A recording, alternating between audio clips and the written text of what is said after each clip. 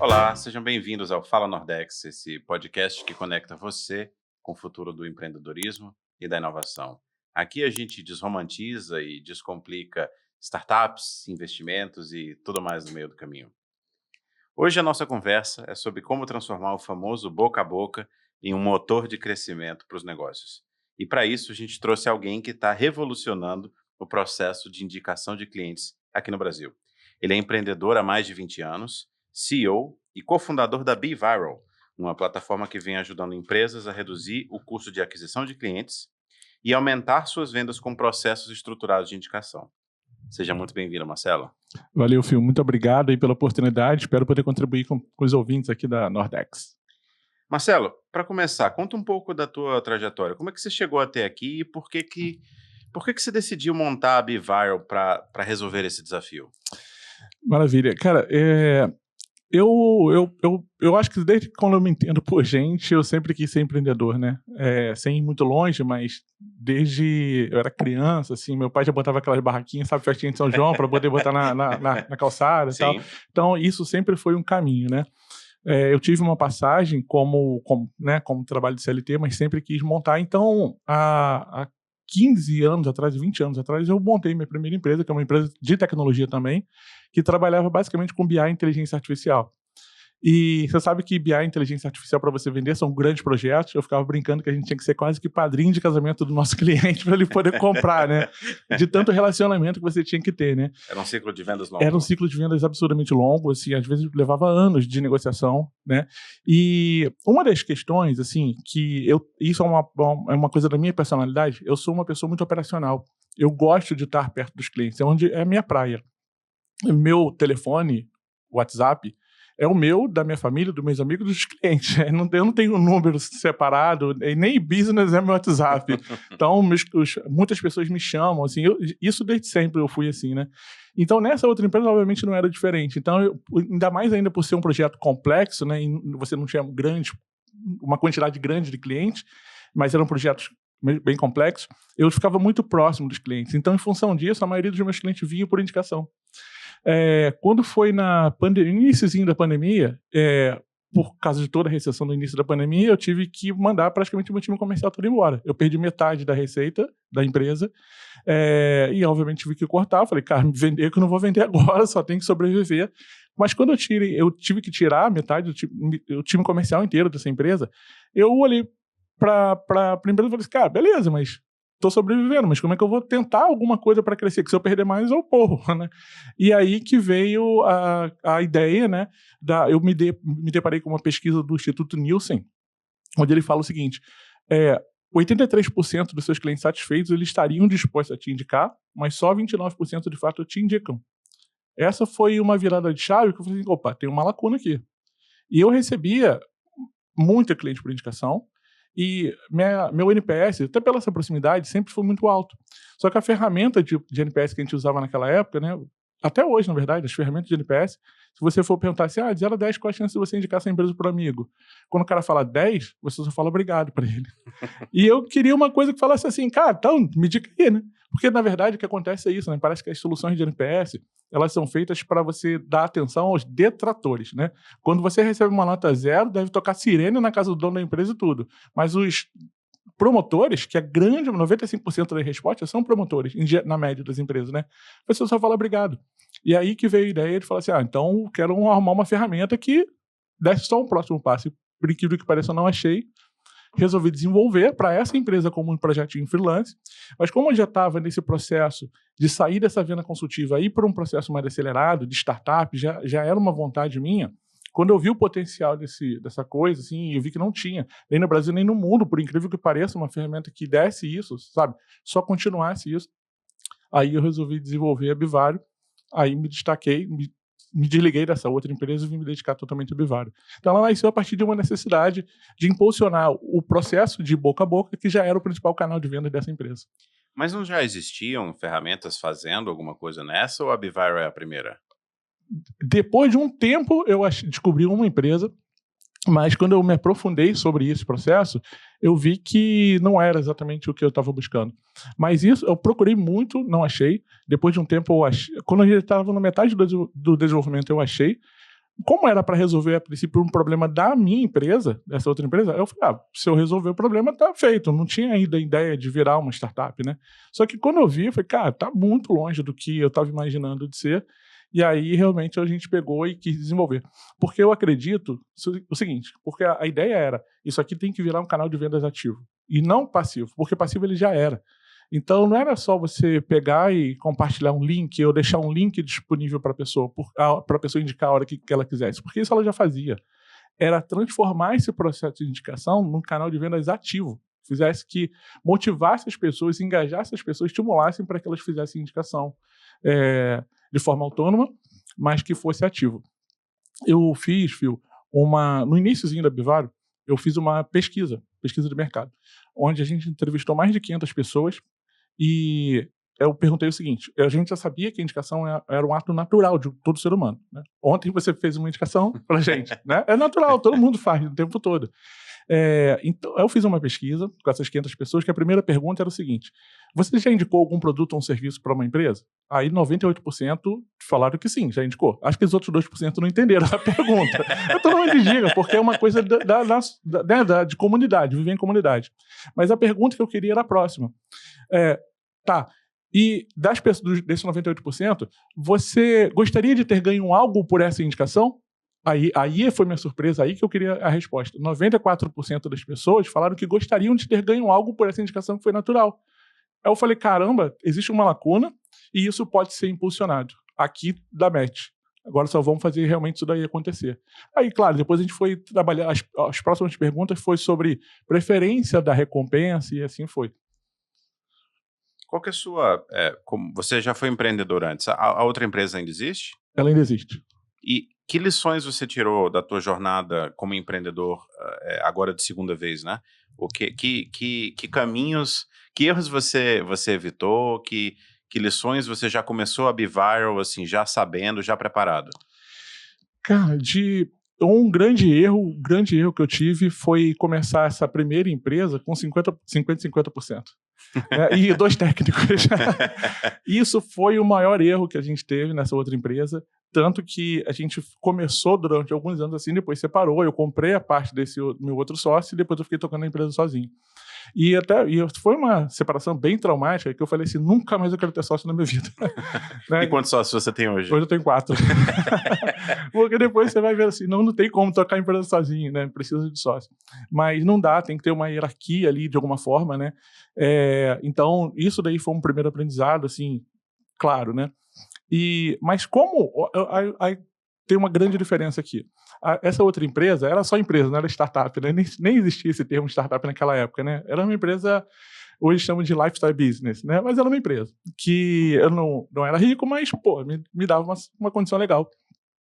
Só que quando você vai para esse mundo da startup, principalmente quando é um projeto bem inovador e você quer ser o pioneiro, você quer sentar numa cadeira e não quer deixar que ninguém sente mais nessa cadeira, você precisa de levantar capital para fazer esse crescimento rápido. E eu tenho uma característica minha, que eu sou um cara muito mega responsável com tudo na minha vida. E uma das coisas que me faz ser mais ligado ainda aqui na Bivário é estar com o dinheiro dos outros, né? Vamos dizer assim. Porque isso é o que me motiva de falar assim, cara, eu tenho que dar retorno para isso, pela essa confiança que a gente recebeu. E, de fato, isso sabe, é aquela pressão extra que não é só por mim, estou trabalhando também por outras pessoas também. Marcelo, vamos fazer um deep dive aqui, um aprofundamento na Biviral. Eu queria entender teoria da mudança. Então, a gente começa com as coisas como são, tem uma intervenção, depois a gente chega no local desejado, né? Você acredita que as empresas podem e devem ampliar suas vendas por meio de um processo estruturado de indicação de clientes? Explica pra gente, em mais detalhe, como é que funciona essa visão, especialmente, gostei de uma coisa que você falou há pouco, que é você entender a indicação formalmente como um canal de marketing, como um canal de vendas. Como é que, e aí pensando em Biviral, mas pensando também nos outros founders que estão nos ouvindo, nos empresários que estão nos ouvindo, como que você cria esse canal? Como que você estrutura essa operação e por que isso é importante? Legal. Se você for pegar a questão da mudança, né? Bom, vamos lá. Antigamente, antes de existir as redes sociais, para uma empresa vender um produto, ela tinha que botar propaganda em rádio, televisão, outdoor. né? Então, era um modelo e era absurdamente caro. Aí vieram as redes sociais com um modelo, né, muito mais barato, que potencializou muitas empresas começarem a vender através do marketing digital. Isso daí foi uma grande revolução em relação ao que você tinha. Só que esse modelo, ele tem um teto, porque ele é baseado em leilão. Então, quanto mais empresas estiverem entrando nesse meio, mais caro vai ficar para a própria empresa captar um cliente novo ali dentro. Então, isso faz com que seja, hoje em dia, pelo volume que isso já tomou, um dos principais problemas de crescimento das empresas, que é essa dependência única e exclusiva de mídia paga. Por um lado, você tem essa disputa, que é o leilão, que faz ficar cada vez mais caro. Por outro lado, você também tem essa perda de credibilidade, porque, cara, não adianta você falar que sua solução faz isso, isso, isso. Quem tem que falar que sua solução faz isso, isso, isso é o teu cliente. Então, a pessoa, quando normalmente vem procurar uma empresa, quando vem através de mídia paga, ela não vem comprada. No máximo, ela vem querendo conhecer e você vai ter que quebrar uma barreira, a primeira barreira da confiança. Então, o mercado está mudando de novo, porque não dá para você depender só da mídia paga, né? Criar anúncios no Google, Facebook e qualquer outra coisa. Você tem que começar a botar o teu cliente no centro dessas atenções. É claro que para isso você precisa ter um excelente atendimento, um excelente produto, mas principalmente você começar a estimular. Porque se você for deixar, toda empresa que tem um produto bom, um serviço bom, ele já vendeu por indicação. Isso é natural, como a gente estava falando. Mas você realmente usar isso como um canal de vendas, isso é disruptivo. As empresas às vezes não sabem. Elas acham que esse boca a boca ele é natural e tem que acontecer natural só porque não pensou que dá para ser estimulado e impulsionado. Então, a gente está vivendo realmente uma mudança em relação a essa parte do marketing digital, onde vai botar o cliente no centro das atenções, para poder, o cliente sendo a tua mídia, sabe? A sua mídia não é o Google e o Facebook, tua mídia é o teu cliente. É ele que vai ter que espalhar informações sobre a tua empresa. E como é que a gente estrutura esse canal? Porque eu entendo o fundamento, mas do ponto de vista da nossa audiência que está ouvindo aqui, beleza, concordei com as tuas premissas, e agora o que eu faço? Boa. A primeira coisa é você definir o que a gente chama de um sistema de recompensa. Um sistema de recompensa não é só o que a pessoa vai ganhar, se vai ganhar um dinheiro, um desconto, um brinde, é como ela vai ganhar. E isso vai variar muito de acordo com o teu público. Então, se eu tenho uma empresa que meu público são clientes classe A e B, é uma estrutura de recompensa. Se eu tenho classe C, D e E, é outra estrutura de recompensa, já dando spoiler, é Pix. Né? Porque no estudo ficou muito claro sobre isso, esse estudo sobre recompensa que nós fizemos ficou muito claro isso. Mas então, o primeiro de tudo é você definir um sistema de recompensa. Então, se você vai colocar metas para que a pessoa vá batendo e desbloqueando recompensas, ou o famoso indique e ganhe. O indique e ganha, eu indiquei uma coisa, eu vou ganhar sempre aquela mesma coisa. Então, se eu indiquei ganho uma vez, se eu ganhei duas, indiquei duas, ganhei duas vezes. Se eu indiquei 1000, vou ganhar 1000 vezes aquela mesma coisa. Só que aí a recompensa tem que ser alguma coisa que faça sentido para a pessoa ganhar várias vezes. Aí tem que entrar o grana, ou pontos, alguma coisa assim que ela possa depois trocar. Definindo o sistema de recompensa, esse é o grosso e é aqui que está a inteligência do projeto, porque se você erra aqui, você não consegue mais evoluir o teu projeto. Então, definir o sistema de recompensa, você pega uma base e você começa a estimular a sua própria base a fazer indicação em troca daquela recompensa. Mas o segredo, Fio, desse processo todo, de transformar isso no canal de vendas ativo, está exatamente no estímulo que você faz para a sua base. Não é só você compartilhar um link e falar que aquela pessoa ali vai ganhar tal coisa se ela te indicar e achar que essa mágica vai acontecer sozinho. Isso é um canal. Então você precisa realmente estar ativando e de forma inteligente e personalizada. Não adianta eu mandar um e-mail marketing igual para todo mundo, porque meu público, às vezes, por mais que sejam pessoas parecidas, mas nunca é igual. Então você tem que personalizar as mensagens, o histórico, mostrando o avanço que cada pessoa está tendo em relação ao teu programa. E isso é realmente o que faz diferença para você usar isso como um canal de vendas. Tem algum segmento que se beneficia mais ou tem algum que não faz sentido? Boa. Rapaz, eu costumo dizer assim, a melhor frase que eu falo assim, um programa de indicação, ele só não faz sentido para 2 tipos de empresa. É a empresa que não tem cliente ou a empresa que tem um produto ruim que ninguém vai te indicar. O resto, todo mundo tem que ter um programa de indicação, tem que usar, não faz sentido você não usar. Não faz sentido você ficar pagando por uma mídia que está cada vez mais cara quando você tem uma audiência tua aqui. O que eu falo sempre é o seguinte, a empresa no dia 1, ela tem que começar com um programa de indicação. Tem que existir, não pode pensar em não existir. Se ela vai automatizar isso como uma plataforma como a Bivário, é outra história. Eu não estou defendendo aqui que ela tem que automatizar como uma plataforma como a nossa. Mas que ela tem que minimamente estruturar, nem que seja numa planilha de Excel, que ela seja num caderno, ela tem que começar já, desde cedo, estimular aquele primeiro cliente que ela tem essa pessoa pode indicar outras pessoas em troca de algum tipo de benefício. E esse benefício, só até voltando na questão anterior, tem que ser um benefício que faça sentido para o teu público. Então não é eu quero dar um desconto. Vai dar um desconto para uma empresa B2B? Quem está usando o teu software não é o cara que está pagando por ele. Então não adianta você dar um desconto porque você não vai estimular isso. Então, a gente sempre estimula fala que essa recompensa ela tem que ser feita a 6 mãos. 2 mãos do próprio cliente, então a gente normalmente faz pesquisa com a base antes para ela, que ela defina o que ela quer pagar como recompensa. Aí 2 mãos do nosso time para poder entender aquelas respostas ali, e depois as 2 mãos do cliente para dizer se aquilo ali é viável ou não, né? Então, a partir disso é que define realmente o sistema de recompensa. Essa é a parte mais importante do programa de indicação. Eu já vi programa de indicação, assim, de marca de luxo, querendo oferecer um desconto pequeno, um Pix na conta. Isso, para esse público, não é o que move, né? Eu vou te falar aqui, sem falar nomes, obviamente, né? Mas a gente já vê cliente que queria dar adesivo.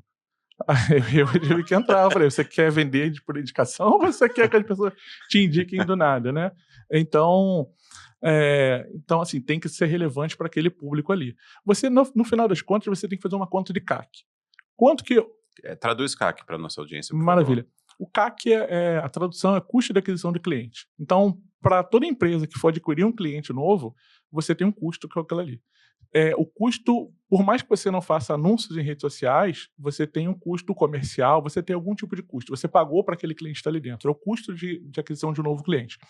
Então, você entendendo qual é o seu CAC, você começa a definir o seguinte: quanto que eu quero que seja meu CAC no programa de indicação? É o único canal de vendas que você pode definir quanto vai ser seu CAC.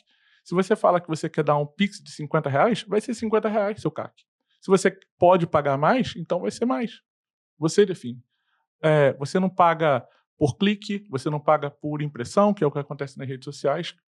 Independente se aquelas visualizações, aqueles cliques ali vão realmente virar um cliente para você ou não. Você pode, inclusive, entregar sua recompensa só de fato, grande maioria, 90%, entrega a recompensa só de fato quando a indicação virar um novo cliente. Então, é quase que um canal de venda sem custo fixo.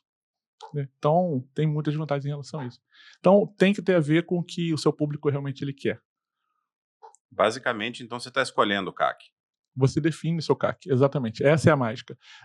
Além disso, existem 2 grandes benefícios em relação ao programa de indicação. Um você define o seu CAC. O segundo, você gera lead muito mais qualificado. Lead por indicação, isso estatisticamente comprovado com todos os clientes da Bivário, isso eu escrevo em pedra. Todos os clientes que vêm por indicação, o canal de vendas por indicação, ele converte 4 vezes mais do que outros tipos de canais. Então, a geração de lead é muito mais qualificado do que... Não, que todo mundo que já recebeu o cliente por indicação sabe disso. O cliente já chega praticamente pronto para você. Um papo de marketing aqui. Uma das grandes dores do gasto no mix de marketing é você conseguir comprovar a incrementalidade. Mas me parece que, então, no caso da campanha de indicação, incrementalidade é o pão com manteiga, né? O início da conversa. É isso. Tem que ser assim.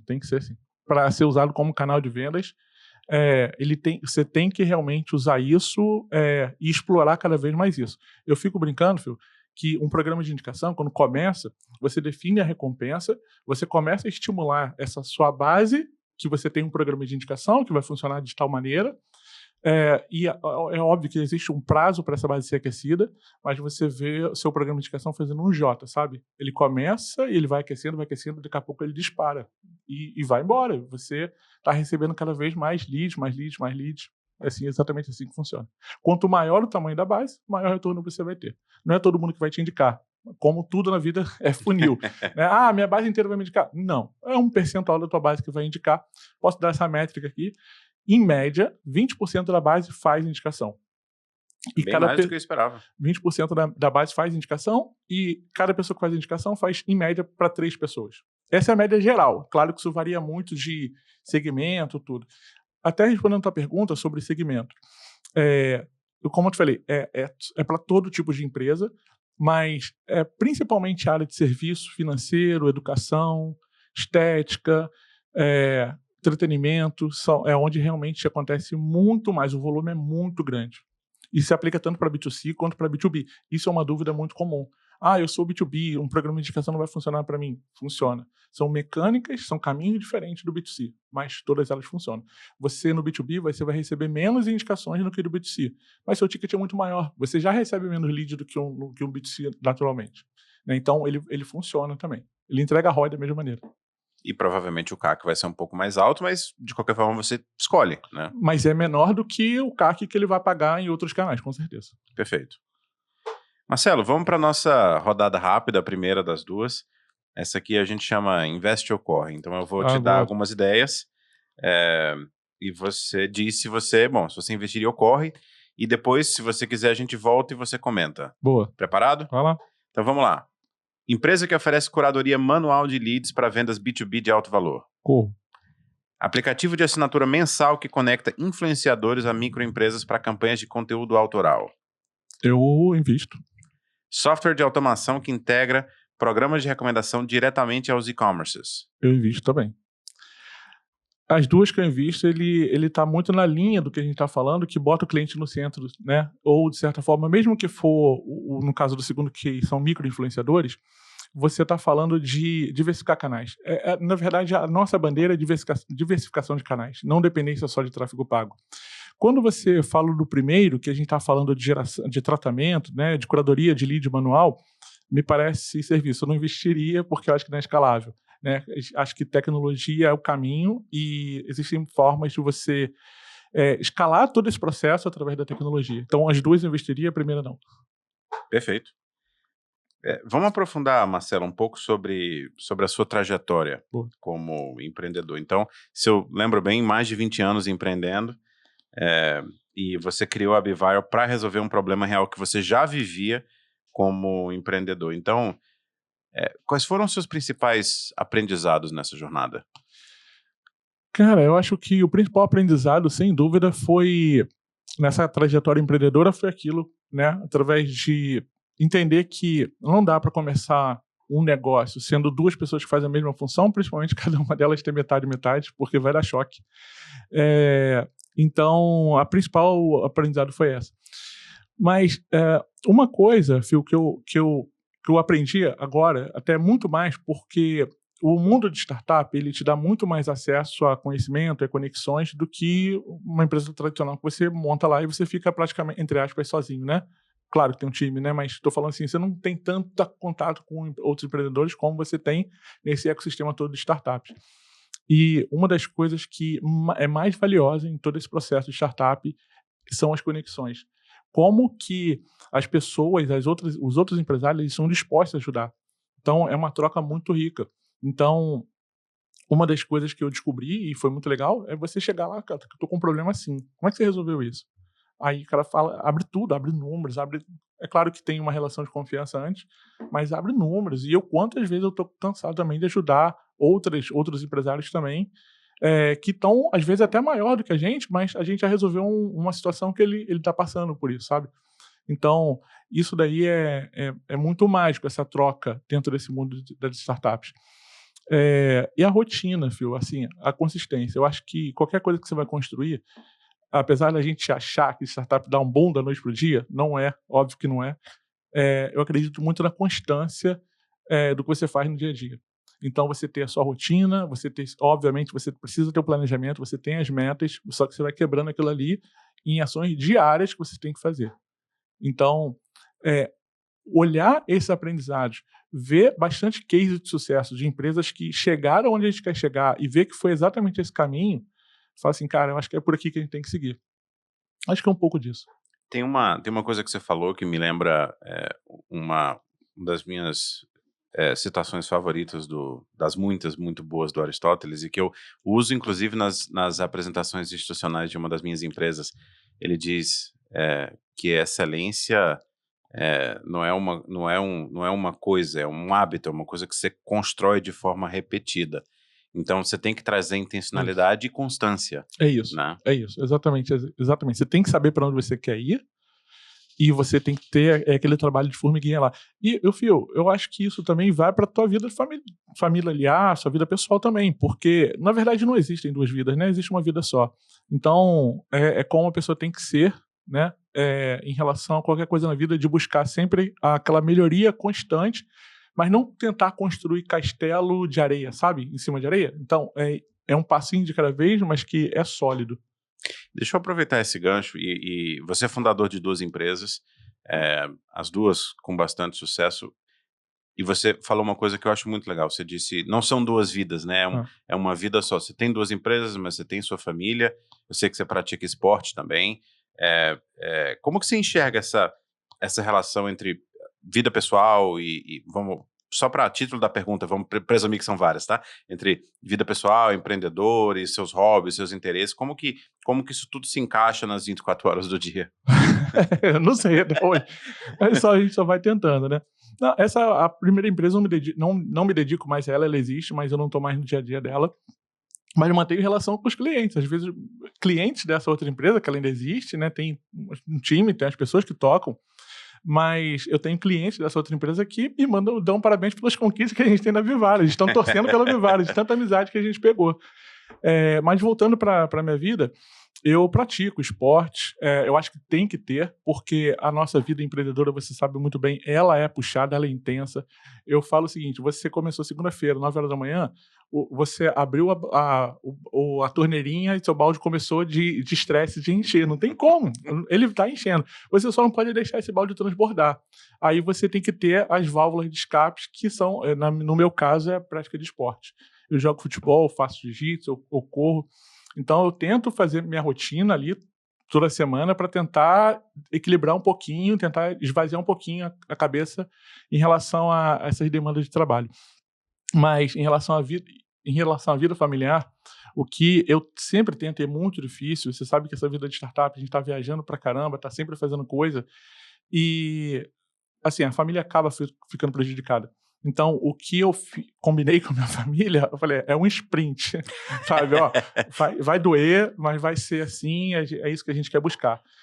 Mas sempre que eu posso, eu trago a minha família junto quando eu vou viajar. Então, por exemplo, no mês passado, eu fui convidado para dar uma palestra em Curitiba no sábado. Eu falei, no sábado, minha mulher vai me matar. Vamos junto, vamos. Aí a gente foi na sexta-feira à noite, eu dei a palestra no sábado, curtimos Curitiba no domingo e viemos embora. Sabe? Então, metade da despesa já estava paga mesmo, só tinha que pagar a despesa dela. Então, tentar unir um pouco isso, né? Para tentar conciliar um pouquinho família, porque para mim é muito importante. Na verdade, eu trabalho pela minha família. Meu foco é sempre esse. E receber os amigos em casa, fazer comida, né? Fazer comida. Tem esses hobbies também que eu adoro. Eu gosto de cozinhar para minha família. Pegamos esse hobby na pandemia, né? Não dá para sair para restaurante, nada. Então, pegamos o hobby até hoje. De todo domingo a gente almoça em casa, quem faz o almoço do domingo sou eu. Normalmente risoto, meus filhos não aguentam mais. Mas eu acho que isso tem que conciliar, assim, é uma vida só, você tenta misturar um pouquinho de cada coisa. E Marcelo, que lição ou que lições você daria para o Marcelo de 10, 20 anos atrás? Que erros você tentaria evitar e qual que é a mensagem de esperança que você deixaria para o seu eu do passado? Cara, ser menos cabeça dura. Cara, isso é uma coisa que eu acho que a gente é empreendedor porque é cabeça dura, né? Porque acaba não aceitando muita coisa que vem normal e a gente acredita nas nossas ideias e vai embora. Mas isso, quando é feito de forma exacerbada, isso atrapalha pra caramba você fazer qualquer crescimento. Então, o que eu falaria pro Marcelo do passado, cara, abre a cabeça, aprende, conversa pra caramba, principalmente com outros empresários, que você vai evoluir muito mais rápido. Você teria fundado a Bivara mais cedo? Rapaz, eu acho que poderia ter fundado, mas não daria certo. Por quê? porque eu acho que esse é o momento, porque as empresas, essa dor do CAC, da geração de leads qualificado, ela está latente agora. Eu conheço empresas que tentaram fazer isso no passado e não deram certo. E conversando com essas empresas, elas falaram que foi o time, sabe? E eu acho que a gente está no momento certo, na hora certa. Se eu tivesse feito, eu teria fechado. Agora, eu acho que esse é o momento. Se eu tivesse iniciado isso um mês antes ou um mês depois, eu estaria fora do time. E falando nisso, né, até para a gente fazer um segue para o nosso próximo quadro, que grandes tendências você vê no mercado de marketing, no mercado de mídia, no mercado de vendas, e o que é que mudou assim nos últimos 5 anos? Você mencionou a pandemia como um driver, um motivador para você começar, e você acha que essas tendências são mais ventos a favor ou ventos em contra? Como é que você enxerga a mudança no ecossistema? Não, eu vejo como super a favor. Eu acho que, no fundo, tudo agora, hoje, para mim, é você colocar o cliente no centro de tudo, no centro das atenções. Então, é você fazer um bom trabalho e você ser recompensado pelo bom trabalho que você faz. Foi isso que motivou, foi o bom trabalho que a gente fazia nessa outra empresa que motivava a gente gerar mais clientes. Então, quando você coloca realmente o cliente no centro das atenções e você foca nisso, o resultado vem. Só que isso não precisa ser passivo, isso pode ser ativo. Então, essa mudança, a gente está no meio do Soft Summit e assisti uma palestra sobre branding, personalização do brand com IA, umas coisas assim. E uma pergunta que alguém fez foi o seguinte: cara, mas como é que funciona isso no pós-venda? Porque você vê muita personalização, muita hipersegmentação para você tentar chamar a atenção do cliente de uma forma muito especial, fazendo uma imagem de uma marca. E quando ele chega, quando ele vira cliente, é a mesma coisa de 20 anos atrás, né? O pós-venda é uma coisa de 20 anos, a mesma coisa de 20 anos atrás. E isso é uma mudança que tem que acontecer. O cara, como ele respondeu, quase que assim, isso não é meu departamento, isso é com outros, né? Meu departamento é vender. Mas eu acho que o pós-venda tem que ser tratado como venda. Eu acho que é isso. Tá tudo misturado. E eu acho que isso é uma tendência que veio para ficar. Isso derruba, cara, por incrível que pareça, isso derruba redes sociais, como um canal de venda, que eu digo, né? Porque, cara, você descentraliza tudo. Vamos aproveitar esse papo de tendências, e inclusive de redes sociais. Nosso quadro chama Segue ou Bloqueia. Então imagina que é uma tendência em rede social. Eu vou te dar aqui algumas ideias e você diz se segue ou bloqueia. Depois, se você quiser, a gente volta e comenta. Tá bom. Preparado? Bora. Então vamos lá. Crescimento acelerado com financiamento via Venture Capital antes de provar a atração do produto. Nossa, bloqueio. Substituição completa de vendedores humanos por automações e chatbots. Bloqueio. Fidelização de clientes baseada principalmente em descontos agressivos. Bloqueio. Construção de marcas pessoais por fundadores como estratégia de aquisição de clientes. Bloqueio também, caramba, tudo. Ok. Então, quer comentar as respostas? Vamos.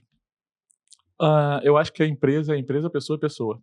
Eu entendo que essa última é uma estratégia, mas na minha visão não é uma estratégia muito boa, porque você vai virar escravo do seu negócio.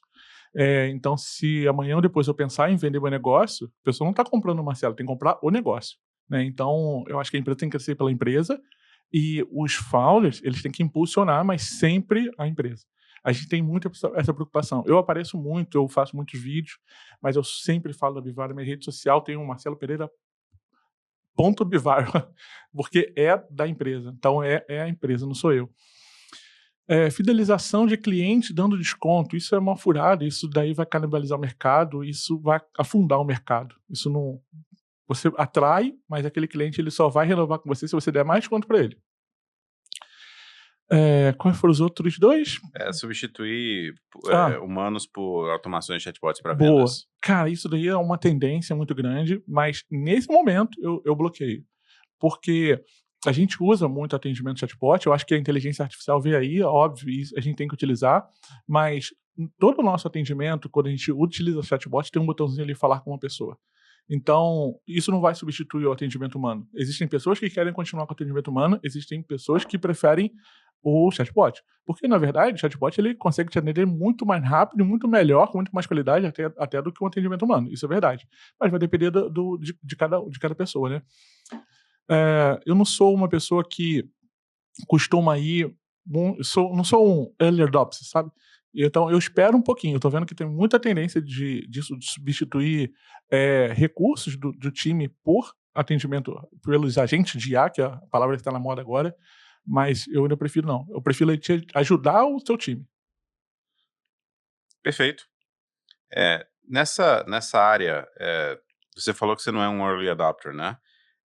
O que é que você achava que não ia para frente? Você não seguia a tendência, digamos assim, mas você reconsiderou nesse seu tempo como empreendedor? Cara, eu acho que essa questão da IA, eu vou te falar que quando começou eu falei que isso era modismo. Acho que tem um pouco, mas não tem como negar que isso veio para virar o mercado de cabeça para baixo, né? Então, eu já trabalhava com IA antes, nessa outra empresa. Mas não o IA ChatGPT, porque era outro tipo de IA. Trabalhava lá com machine learning para fazer predição de uma operação de crédito vir a ser inadimplente, por exemplo. Uhum. Aí eu mas achava muito difícil disso daí pegar, isso veio o ChatGPT e revolucionou. Então acho que é isso. Essa você reconsiderou um pouco? Essa não tem como não ser. Achava que não seria, mas tive que dar braço a torcer. Marcelo, a gente está caminhando pro final e esse é o meu quadro favorito. A gente pede então para o nosso convidado dar uma indicação pode ser um livro, um filme, um podcast. Eu prefiro que recomende o nosso, mas que indique o nosso, falando na palavra do dia, né? Mas que fonte de cultura, que inspiração, pode ser comida também, a gente já teve recomendação de comida aqui no podcast. O que você recomenda para os nossos ouvintes? Comida e risoto, gente, pelo amor de Deus. Brincadeira. O podcast eu falo Nordex, né? Claro. Mas... Depois eu te dou sua recompensa. Obrigado. Tá vendo? A indicação como é que funciona? Cara, assim, livros. Eu peguei um hábito muito grande de ler livro um atrás do outro. Vou pegar 2 livros, assim, que, para mim, quanto mentalidade de startup, mudaram o jogo em relação à empresa tradicional e visão startup. Startup Enxuta, eu acho que é o primeiro livro que quem está pensando em abrir uma startup é o que tem que ser, porque, fato, quando você vai abrir uma startup, você está normalmente criando um negócio disruptivo que você não tem parâmetros. É diferente de você abrir uma pizzaria, que você já sabe mais ou menos como é que vai funcionar. Dependendo do ponto ali, você sabe quando você vai vender. Startup é tentativa e erro.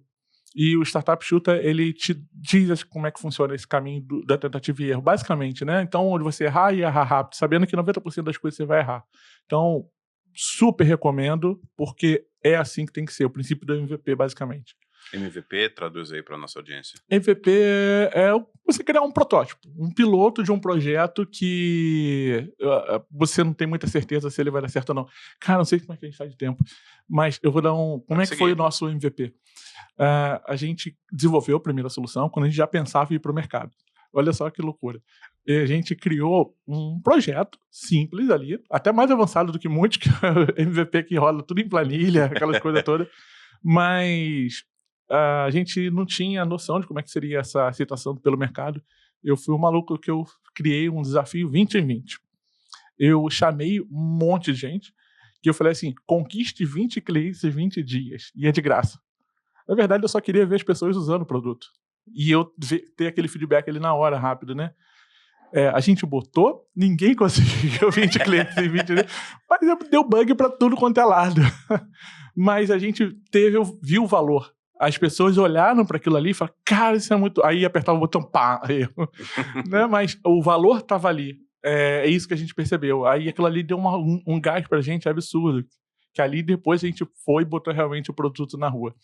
Então... Que bom que você enxergou o copo meio cheio, né?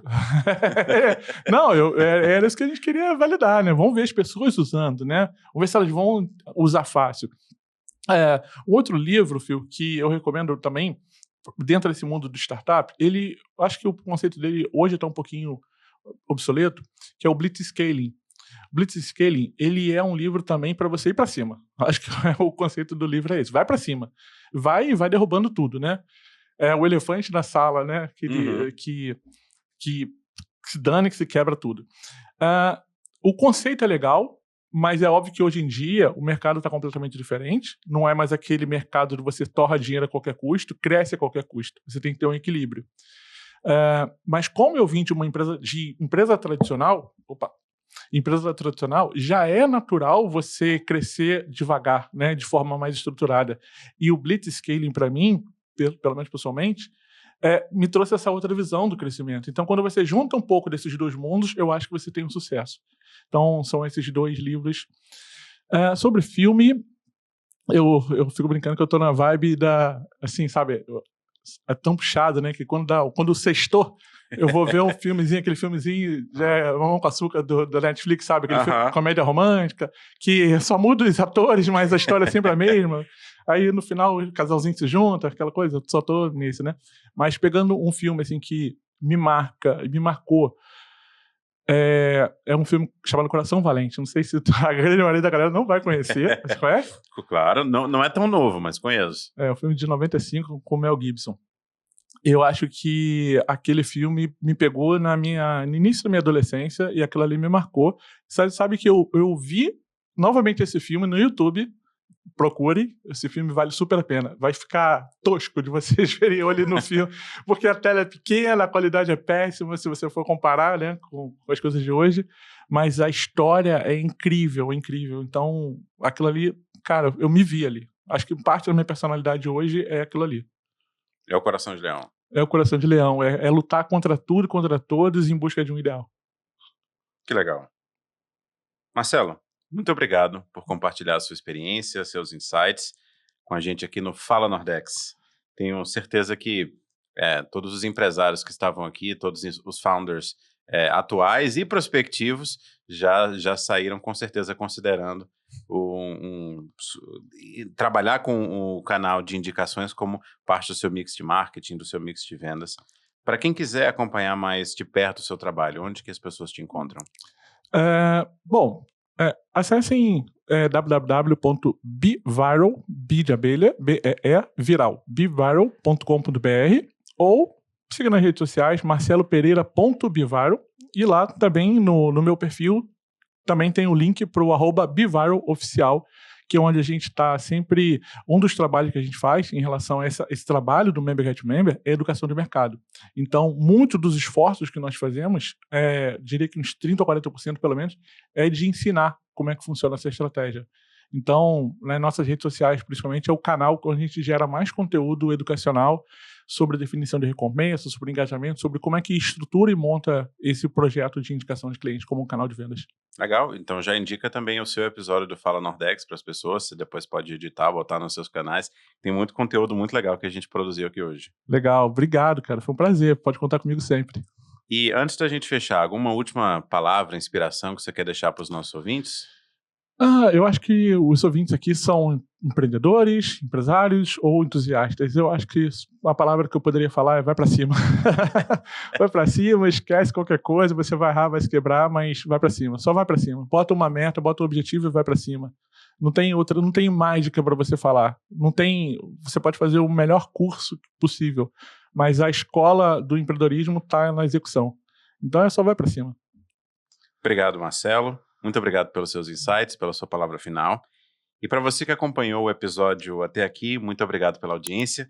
Compartilhe esse vídeo com aquela pessoa que está pensando em empreender ou que já empreende. Tem muito conhecimento legal neste episódio.